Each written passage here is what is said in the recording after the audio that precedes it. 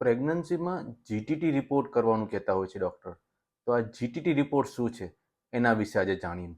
જીટીટી એટલે કે glucose tolerance test, એટલે કે પ્રેગ્નન્ટ લેડીઝને પ્રેગ્નન્સીના છેલ્લા તબક્કામાં એટલે કે લેટ થર્ડ ટ્રાઇમેસ્ટરમાં સુગર એટલે કે ડાયાબિટીસ થવાની શક્યતા કેટલી છે એ ચેક કરવાનો આ એક બ્લડ રિપોર્ટ છે કે જેમાં માતાને ગ્લુકોઝનું પાણી પીવડાવીને બ્લડ સુગર 1 કલાક પછી અને 2 કલાક પછી ચેક કરતા હોય છે.